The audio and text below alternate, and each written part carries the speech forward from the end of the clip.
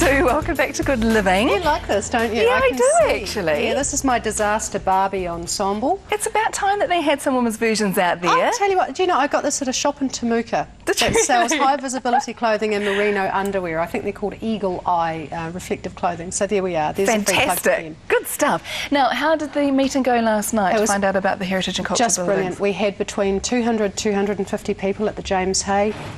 Got out the information that we needed to get out, which is that if you're a building owner whose character or heritage building has been damaged, the council is here to help. We are wanting to save as much of the heritage and character stock as we possibly can. We've got grants or we've got money that's starting to come in from the appeal that we've launched. At the Building Recovery Centre, which is at the Hereford Street end of New Civic, we have just a host of professionals who are there to help building owners as they start making choices about how to recover their buildings. It's really important that we get that done.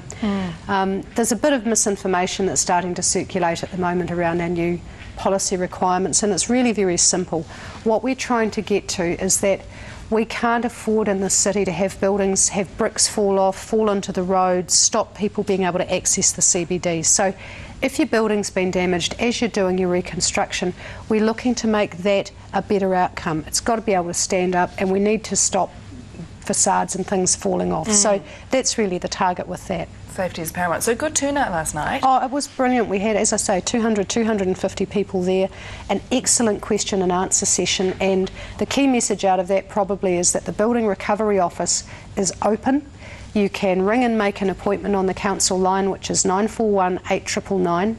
We want to get your building issues sorted and dealt with, and we're here to help. We're not going to be all stupid and ridiculous about this. We actually want to assist, retain, preserve, restore our character and heritage stock that makes Christchurch what it is. And just reiterating the point that you made yesterday too, very importantly, that don't go ahead and bulldoze without consent, that kind of thing, because that's been happening too. You just mustn't do that. I mean, if you do that, not only are you not going to be insured, you could also end up on the receiving end of some pretty stringent penalties. Plus there's some really basic stuff like you've got to turn off the power, the gas, the water, and we really need to know what you're doing. But the council at the moment, our key message to everybody, we're here to help. Now, the Building Recovery Centre, Megan, is also available to ordinary residents. It doesn't have to be character and heritage building owners. If you've got questions about rebuilding your home, all that stuff, yes, we're here to help you. Now, things are busy obviously, but we want people coming in, we want people talking to us. One of the things that we're going to start doing as of tomorrow is rolling out a series of community-based meetings, and more information is going to come out about that. We're going to start them in the areas that have been hardest hit, so that's really over the eastern suburbs, and there'll be some more details on times coming out on the website and also here on Good Morning. So great. And good news, of course, that the government is fast-tracking the earthquake law as well, so that'll be passed through today, hopefully? That'll go through the House today, and we'll know more details on how the orders in council are going to work. It's quite a long, boring process. I'm happy to put you to sleep at night by talking about that. But what that means is that ordinarily you would have had to get a building consent and a resource consent to do some of the structural work on some of the heritage buildings. Those processes are going to be aligned, and I think the big piece of news for people is that instead of being a resource consent process to talk about demolition, the council is going to be making those decisions, not staff. The council is going to be making the decisions on any demolitions of heritage or character buildings. So that's going to be a bit of a step up for us in the next little while. Now, some good news. Yes. So you know that we've been getting grants in through the Red Cross to assist people, and we're starting to roll that out now. There is a process now where if you have been displaced from your home, you are eligible for funding assistance. The number to call for that is 0800 800 169.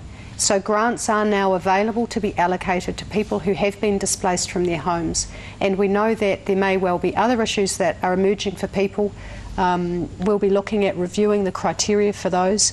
We've got the three mayors or their nominees from the affected areas. We've got some pretty high-powered people in there. Norm Withers is the one that's doing it for the council, making those calls, and he's a smart, honourable man. So with the funding that we may be allocated, is there certain criteria that we have to spend that money on, or how does that work? Well, with the Red Cross relief stuff, this is about relief for human misery, if you like, and there are people at the moment who've lost their homes or whose homes are really badly damaged, they're in hotels, motels, and they will need extra temporary support. I mean, nobody budgets for this kind of thing. No, that's right. Not saving up for a rainy day for it, are we? There's all sorts of stuff. I mean, your cell phone bill is going to go through the roof. You might be locked into a tenancy agreement. There's a whole lot of stuff that even in the short term, we're going to look to provide some immediate one-on-one funding for.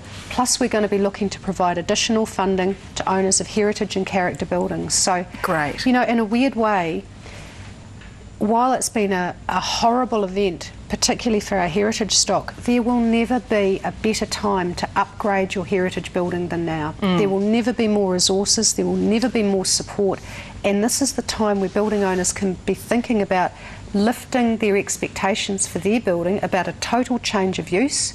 You might now find that this is the opportunity to turn it into full residential on the top 2 floors, and that's always been a problem for people Yeah, before. that's right. So silver lining, which is good. There are a lot of those.